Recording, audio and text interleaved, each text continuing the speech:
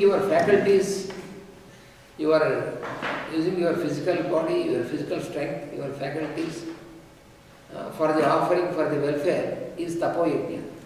Dus uw lichaam, uw kracht en uw vermogens offeren voor het welzijn van anderen is tapoyajna. Donc si on utilise notre effort et notre énergie pour aider les autres, c'est ce qu'on appelle le tapoyajna. And then to study the scriptures and understand what is explained in scriptures and speaking to others also to make them understand these things, and that is called the Jnana Yajna. Dus de schriften bestuderen en deze en tot inzicht trachten te komen en de inhoud daarvan uit te leggen aan anderen om eveneens tot begrip te komen, dat verstaat men onder Jnana Yajna. Jnana Yajna comprend l'étude et la compréhension des textes sacrés et puis la divulgation de celle-ci. And then Swadhyaya Yajna means that not only you are studying, but you make others also to study the teachings, the scriptures, and to propagate all the good qualities which are explained in the scriptures. En Swadhyaya Yajna wil niet enkel zeggen dat jij zelf deze bestudeert en introspectie doet, maar dat hij eveneens anderen aanzet of inspireert om dat te doen. Le Svaya Yajna veut dire que non seulement nous comprenons et nous pratiquons la sagesse des Écritures, mais qu'en plus nous partageons avec les autres et nous essayons de faire comprendre aux autres ce que nous avons compris. And then what is Yoga Yajna? En wat is dan Yoga Yajna? Et alors, qu'est-ce le Yoga Yajna? That means to practice, to gain mastery over your senses and mind, and by overcoming your hatreds and desires and all these things. Dat betekent dat je controle verwerft over je geest en je zinnen en andere emoties. Puis il s'agit aussi de contrôler ses sens et ses émotions. And for this purpose, practicing the steps like pranayama and also following the rules and regulations of diet and drink. En de teksten van onder andere pranayama te bestuderen en te beoefenen. En uw dieet, uw eetgewoontes en uw drinkgewoontes onder controle te brengen. Et si en plus nous étudions des textes sacrés et on essaie de gagner une maîtrise de ce qu'on mange et de ce qu'on boit. This is what is called Yoga Yajna. En dat is wat Yoga Yajna genoemd wordt. C'est ce qu'on appelle alors le Yoga Yajna. Because our practice of yoga is just not only for our liberation, but it is our practice of yoga, if it is used for the welfare of others, that means if it provokes the others also to practice this and to get liberated, then it is a yajna. Want Yoga Yajna is niet enkel voor onze eigen bevrijding en voor ons eigen welzijn, maar dat we, als we dat eveneens gaan gebruiken om het anderen aan te leren, zodat zij al de voordelen en op mentaal en spiritueel gebied ervan kunnen ondervinden, dat is Yoga Yajna. Et dans le Yoga Yajna, il ne suffit pas de comprendre soi-même et de pratiquer soi-même, mais aussi d'utiliser sa connaissance et sa sagesse pour transmettre tout ce qu'on sait, pour avoir un résultat aussi dans l'autre personne, en éveillant les yajnas chez elle. So those persons who are in constant practice of such things for the whole life, their whole life is dedicated for this. En zulke personen die een bepaald deel daarvan voor hun ganse leven zeer toegewijd in praktijk brengen, die hebben dus yajna. Et les personnes qui, pendant toute leur vie, œuvrent pour arriver à ce stade-là, ce sont des personnes qui pratiquent véridiquement le yajna.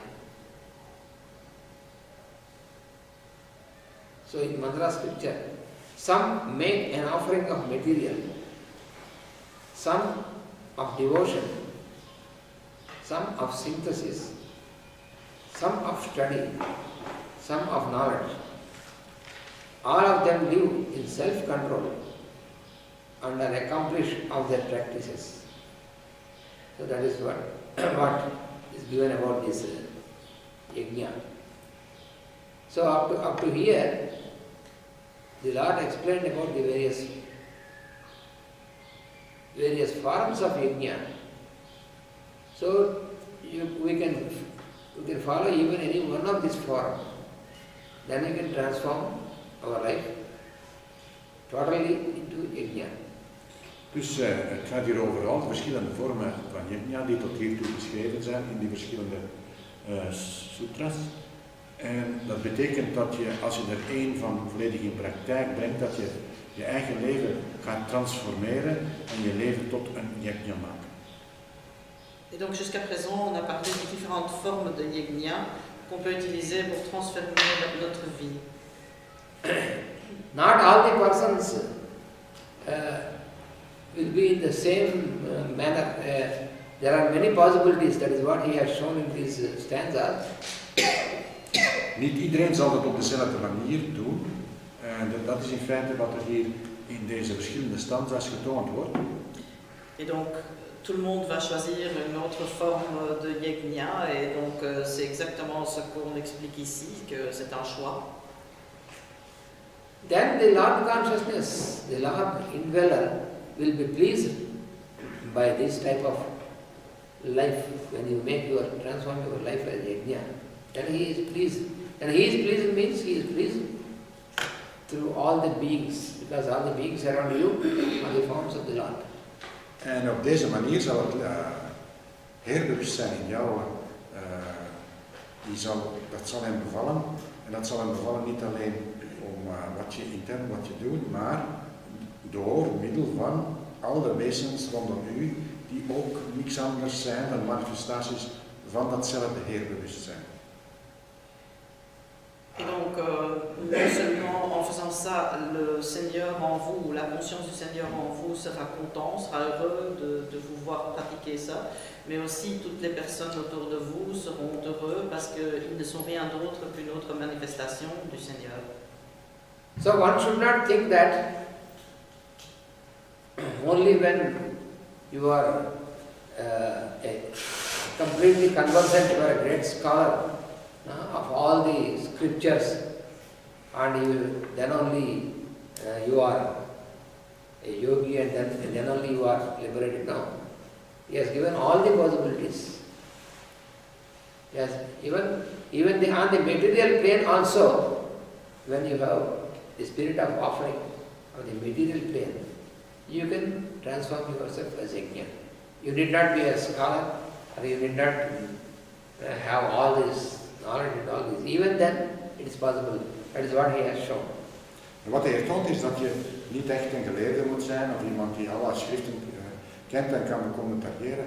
Nee, het kan iets zeer eenvoudig zijn. Eender welke activiteit of materiaal dat je gebruikt en offert, kan uiteindelijk u transformeren en van uw leven één grote yajna maken. Één groot offer. Et donc ce qui est important à noter ici, c'est que ça n'a pas beaucoup d'importance si on est vraiment érudit ou si on est un homme de la rue, comme on dirait. Ça n'a aucune importance puisque toutes ces formes de yajna sont conçues pour toutes sortes de personnes différentes. Et si on choisit un seul, on peut transformer sa vie en yajna. N'importe quelle origine est la vôtre. Even the most illiterate person also can attain this state by living with the spirit of offering and surrender. Zelfs de meest ongeletterde persoon kan deze toestand bereiken door een gans leven van offeren en toewijding. Même un analphabète peut arriver à ce stade de yegna parce qu'il n'a pas besoin de savoir lire ou écrire ou être super intelligent pour pouvoir pratiquer le yegna.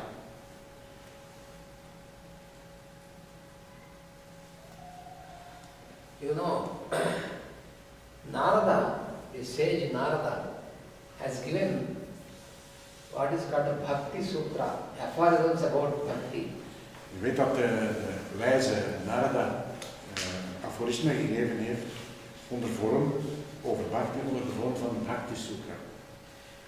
Donc vous savez que Narada nous a donné, nous a laissé une forme très intéressante, c'est le Bhakti Sutra. Bhakti means devotion. Bhakti betekent toewijding.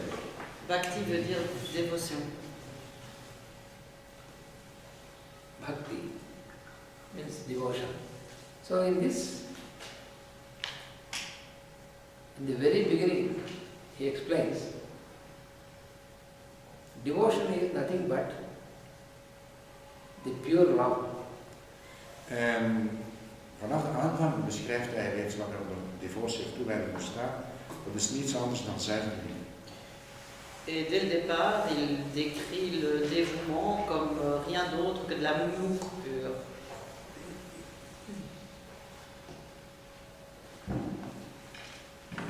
Bhakti.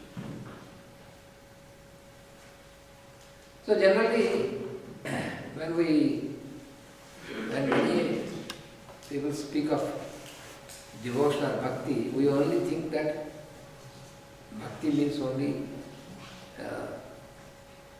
thinking about God and then keeping away from all the other life and going only worshipping God in the temple or like this. But that is also one of the means. But Narada says, bhakti is pure love, unconditional, very pure love is bhakti. En dus er soms beoefenen bhakti door naar tempels te gaan en rituelen uit te voeren, bedevaart te gaan. Dat zijn verschillende mogelijkheden. Maar hier, Narada zegt, bhakti is niets anders dan zuivere liefde. Donc on peut pratiquer d'une façon ou d'une autre, c'est-à-dire on peut aller au temple, on peut faire des prières, etc.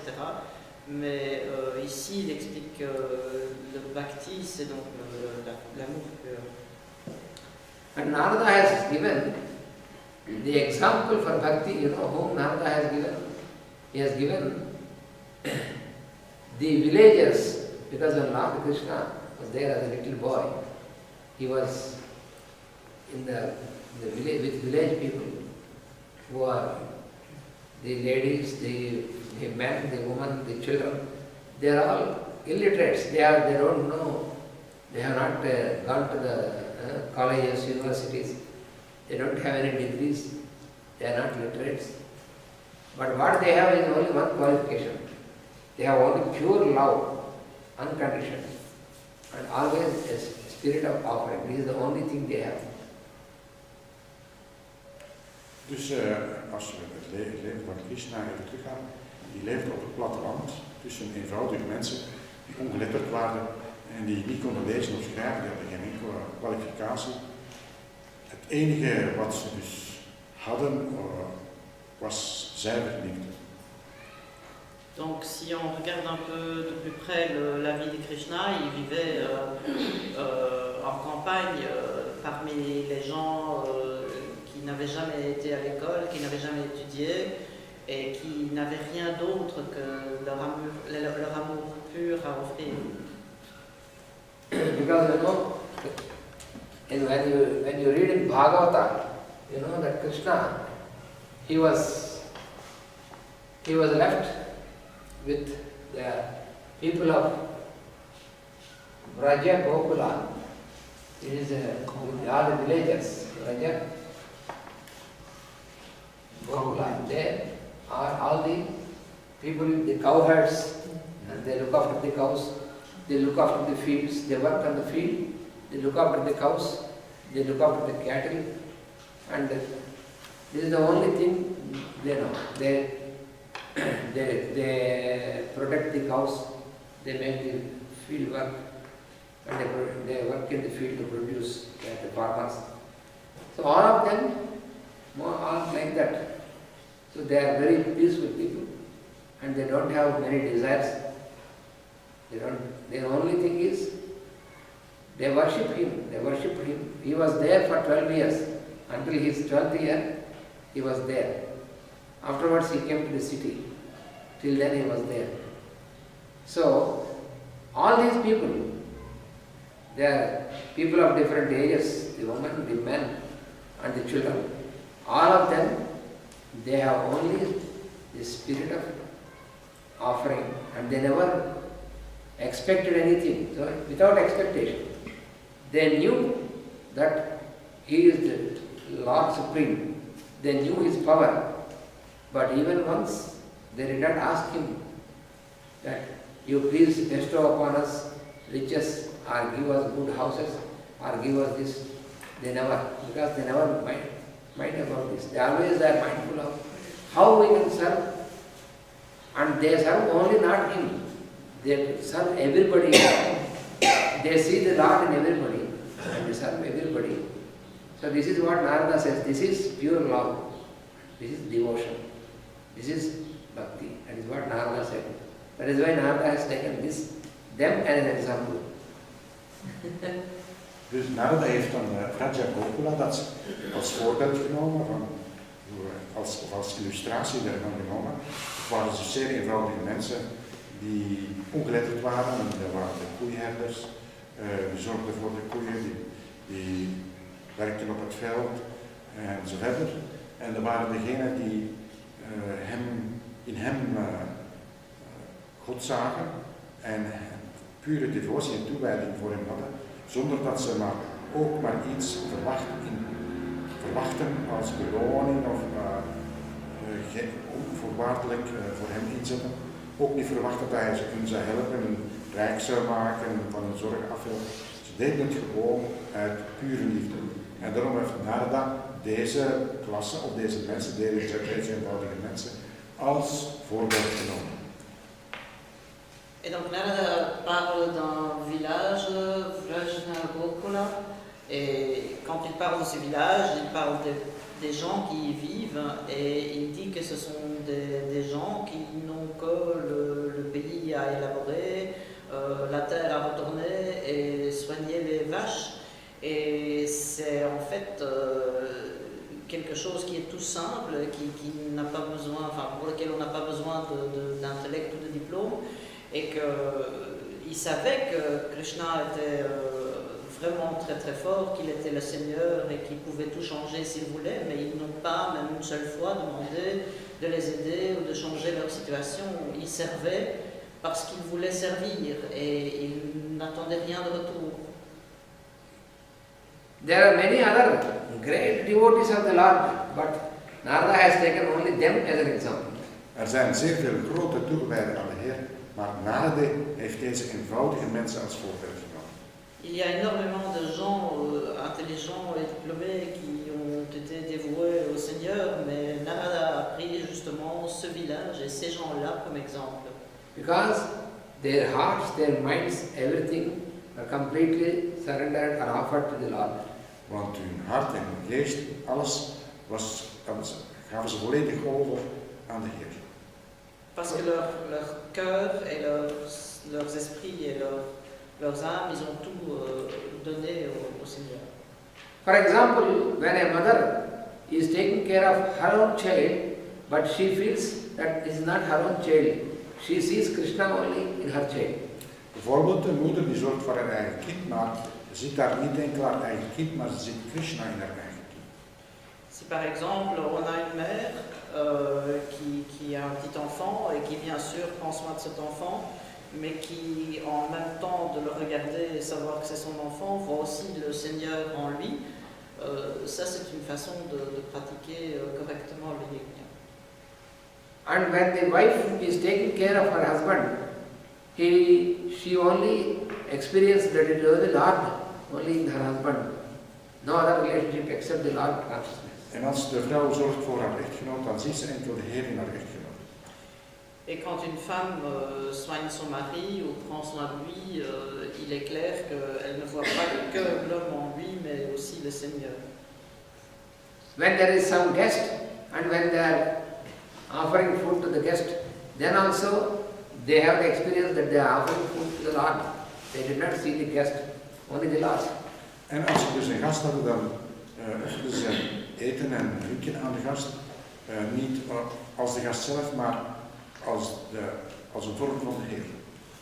Par exemple, nous pouvons faire pareil si nous avons des invités et nous essayons de les soigner aux petits oignons et de faire tout ce qu'on peut pour eux. C'est aussi une forme de voir le Seigneur en tout. This is what is called Ananya Bhakti. Dat is wat men Ananya Bhakti noemt. Et ça s'appelle Ananya Bhakti. Anya means others. Ananya means no other. It's a devotion for no other than the Lord everywhere. Ananya wil zeggen geen andere. Het is devotie voor de Heer overal, als geen andere. Ananya veut dire aucun autre. Donc ça veut dire avoir de la dévotion ou pratiquer la dévotion pour personne d'autre que le Seigneur et voir le Seigneur en tout, bien sûr. Even when they were taking care of the cattle, their cows, in everything, only the Lord, no other body. Dus zelfs als ze voor het vee, voor de kalveren en de koeien zorgden, dan zagen ze enkel de Heer die ze diende. Et même en soignant les vaches et en élaborant les terres, ils ne voyaient que le Seigneur et servir le Seigneur. That is why, even after Lord Krishna, he has gone away from their place. After his 12 years age, he went to Mathura and Dwaraka. And physically he has not returned to their place, but for them, they are not separated from him. Every moment they are in his presence. That is because of this devotion. En door deze grote devotie was het zo dat ze zeer lange tijd de Heer niet meer gezien hadden, maar toch, alhoewel de ver weg was van hem, dus altijd was er die verbinding, voelden ze hem en zagen ze hem in alles en iedereen. Et après, à un certain moment, c'est vrai qu'il a quitté le village, mais physiquement, il n'est jamais retourné au village. Mais pour lui, c'était comme s'il n'avait jamais quitté le village. La population était un avec lui, et il était un avec eux, et c'était comme si ils étaient toujours présents. So their lives are the example for yajna. Hun leven was echt een voorbeeld voor yajna. Et donc leur vie était vraiment un exemple de yajna. So now we will have